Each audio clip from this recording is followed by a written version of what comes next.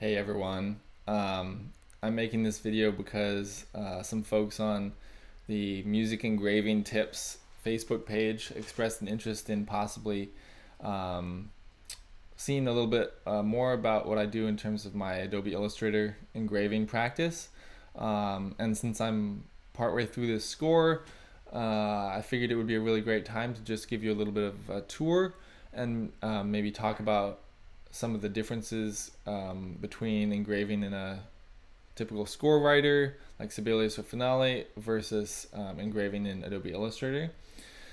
Yeah, so I'm Daniel. I'm a Brooklyn-based composer. I've been working exclusively in Illustrator for engraving for about 3 years. And prior to that, I was engraving in Sibelius for about 10 years, I think. And after Sibelius was acquired by Avid, I was not a big fan of some of the changes that were made to Sibelius.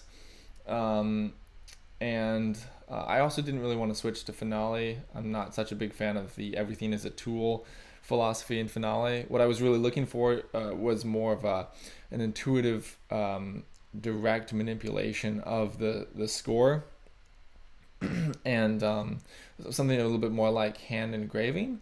And Illustrator is really great for that.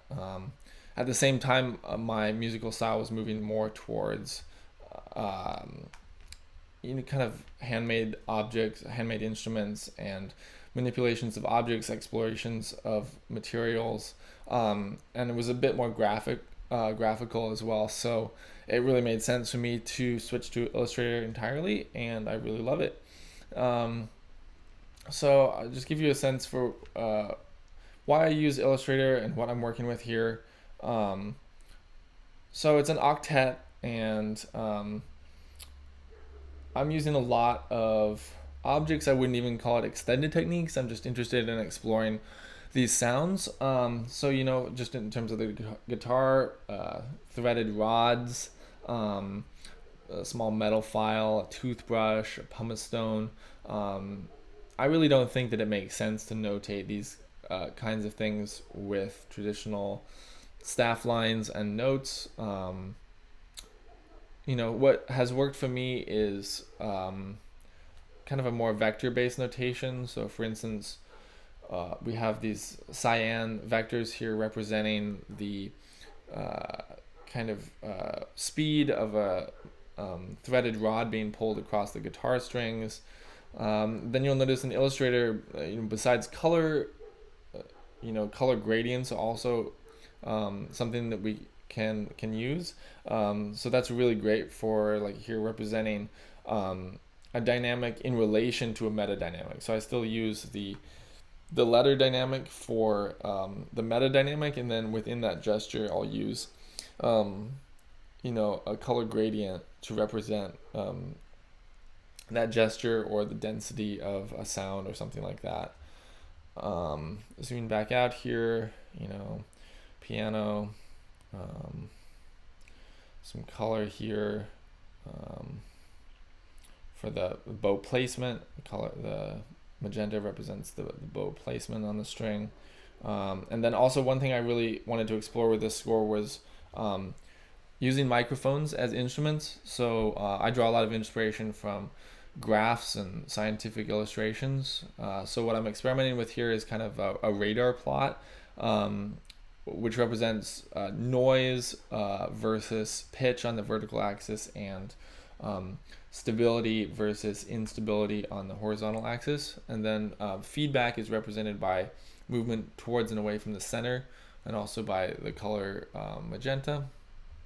So it's those kinds of notations which really drew me to Illustrator. The ability to not be constrained by what's easy to do in your notation platform, which I think is really easy to fall into as a composer. The things that are easy to do are notes and rhythms within a 12-tet harmonic language, and when you're really thinking just in terms of shapes and vectors and building up your score from there, you don't necessarily have those kinds of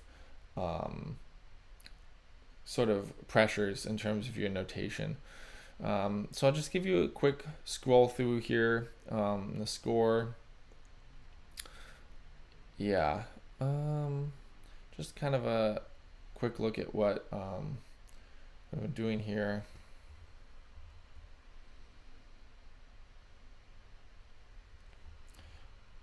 Yeah, so I wanted to talk a little bit about the differences between engraving in Illustrator versus engraving in more traditional score writer like Sibelius.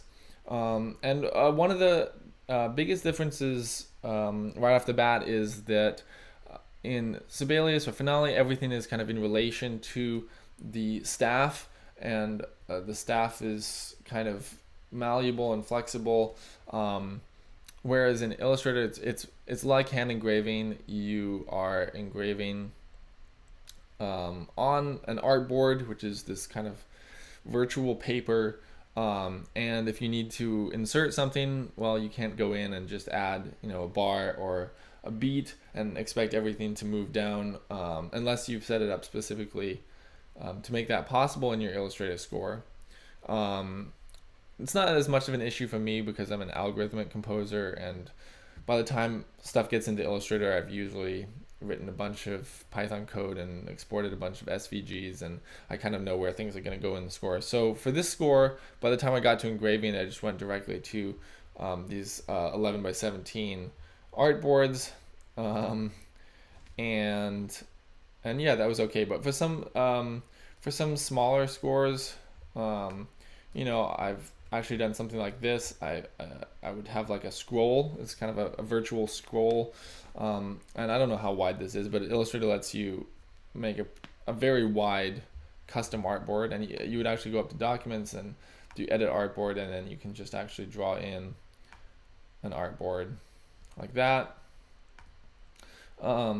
And this is kind of an ideal scenario in some ways as a composer, because you can actually see your music on kind of a timeline, and you're not interrupted by page turns or whatever, and you really get a sense for just how the music unfolds over time.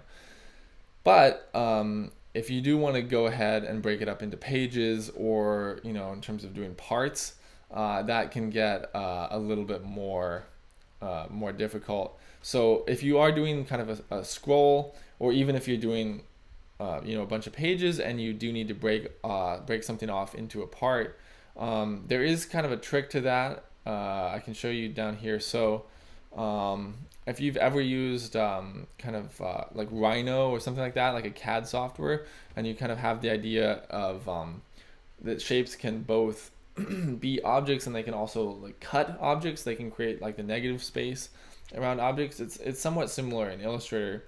Right now, a lot of these are vectors, which are these kind of lines without any width unless you give them a width. And then we also have paths, which are like closed shapes. But if we did want to, break this off into another page, we could select a certain portion of that, and then convert those paths, those lines, into outlines. So we actually just go up to Object here, then Path and Outline Stroke. And now if we zoom in, you can see that it's actually drawn a path around every shape there. So even like the dotted line, each one of these is actually just a little rectangle.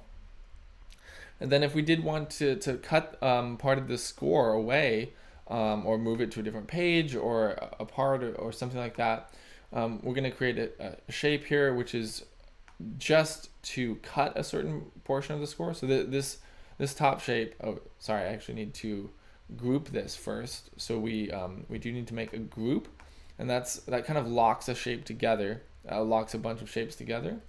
And that'll also be useful many times for keeping conglomerations of lines and paths together when you don't want to accidentally move them. So we're going to group that. Okay, sorry. So I had to go and actually figure this out again because it's been a while. So once you've outlined all the strokes, you would just you've got that group there that's all selected together. Then you'd actually draw a rectangle, and this rectangle is just being used to cut away a portion of the score. So then you It doesn't matter what the rectangle looks like. Then you would select the rectangle and the score staff lines together. You would go up to Window, Pathfinder, and then here you'd actually select Divide. And so Pathfinder gives you kind of the intersection between different shapes. So when we do that, then we look back in the score here, and we can actually take that section inside the rectangle. We got to ungroup all of that, actually. It's actually going to take a second here. I guess there's a lot of paths there, and then you can actually select that, and now we can actually just take that and do something else with it. Move it to a different page, or if we're making parts, move that to the parts, or what have you. And the nice thing about this is that it won't cut the text by default, because text is create outlines, whereas the vector lines, that's object, path, outline, stroke. So you actually won't cut a bunch of words or dynamics in half if you do this. So that actually works out quite well. And it's a little advantage that you have over hand engraving. Whereas with hand engraving, you'd have to use a pair of scissors and maybe photocopy it onto another page. So I want to go through some of the kind of basic workflow that you encounter in every Illustrator score, and how that differs from a Sibelius or Finale score. So you're going to want to keep a lot of consistency in a score, probably. Like, that's a big concern. And because you don't have the score writer keeping that consistency for you kind of behind the scenes, a lot of organizing your workflow in Illustrator ends up being coming up with ways to organize your own project. For myself, I like to have certain colors, like a very dark gray color for staff lines or something like that, and I want those color styles to be consistent. So, just as you would with Photoshop or whatever, you can come up and you can create, a little color group for your score. Another thing which is really useful is the symbol library. So I've got a bunch of symbols here, and this can be entirely just custom symbols. So if we want to go down here and maybe add something to it, maybe add this circle for resonant key click on a flute, we can just go up here to the symbol library, add new symbol, and then name it, and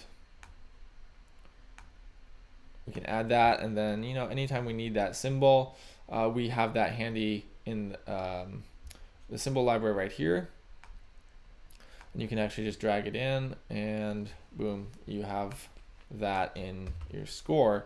And you can also develop libraries that you of course use between scores. So if you develop custom symbol library that you really like for all of your engravings, you can move that into your next score.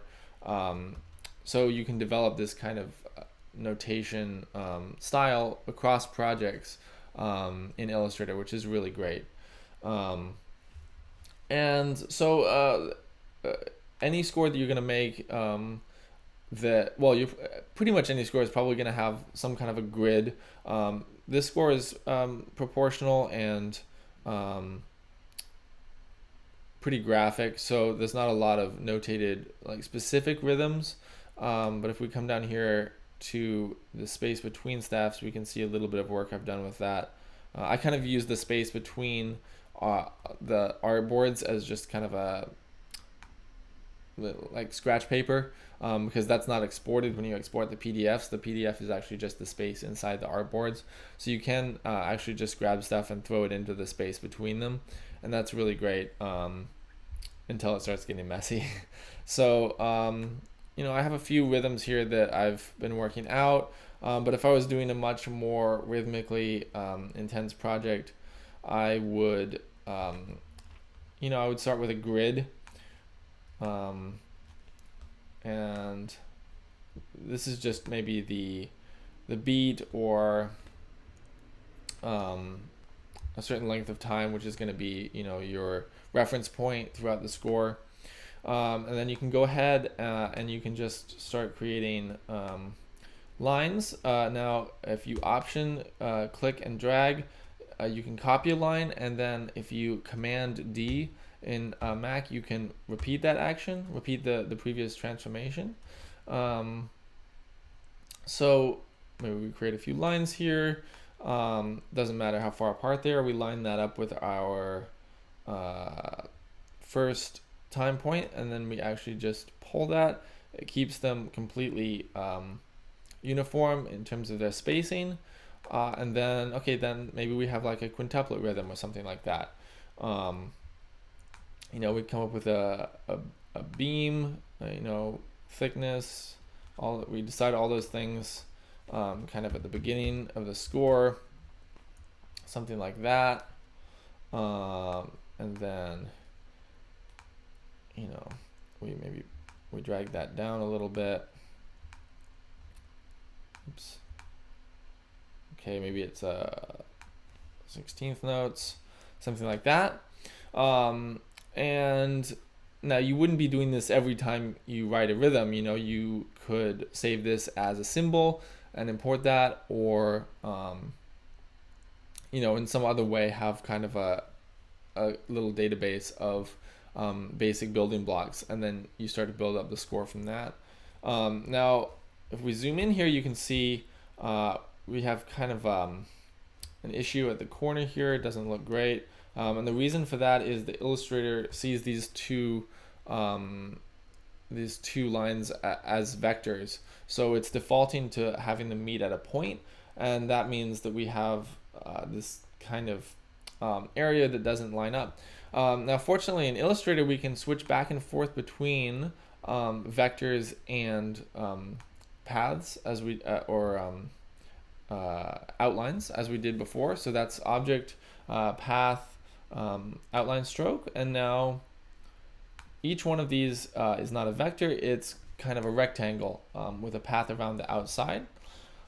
So we can go in and we can actually go and snap those two together, and it's going to make a nice looking corner there. Yeah, so Illustrator is really finicky like this. It allows you so much control, but it also requires a lot of patience to get everything looking like it should.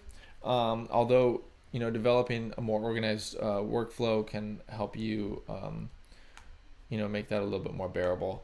And then if we add, maybe some toplet here, oops, and I like the kind of ultra light sans serif fonts, something like that. Now, one cool thing about Illustrator is that you can actually do the same thing with text. So if we go here and we create outlines, now that text is actually a shape with control points. By default, it's grouped, but we can ungroup, and now we actually have complete control over the text as well. We can edit every control point in the text. So what's really great about this is that we can actually do this with sort of more traditional score objects. So for example, I've got my favorite contemporary music font here, November 2. We can go up to Window, Type, and then Glyphs, and then maybe import the C clef here, and then make that a little bit bigger. Create outlines on that, and ungroup it. And now we can actually manipulate every control point in this object as well. So if you want to start with a font, music font, and then customize that font, you can do that, and you can create a really custom style without starting from scratch. And I really care about this because a lot of the composers I admire in terms of both their music and their notation, Fernie Ho, Aaron Cassidy, they're their music is represented so compellingly by that personalized musical notation style that really suits the particular concerns of their musical project. So I try to do this. I try to not use out of the box fonts. For this project, I made a C clef that I felt would suit the particular engraving style I was using. And Illustrator just makes it really easy to do that. So that's something I really love about Illustrator as well. Yeah, I think that about does it. I don't have a ton of advice to give in terms of where to go to learn this stuff. I'm mostly self-taught, just looking at other people's scores and experimenting a lot. Score Follower, that YouTube channel has all the scores up. There's a bunch of Illustrator scores there. Timothy McCormick, Aaron Cassidy, as I mentioned before. Lots of great scores up there.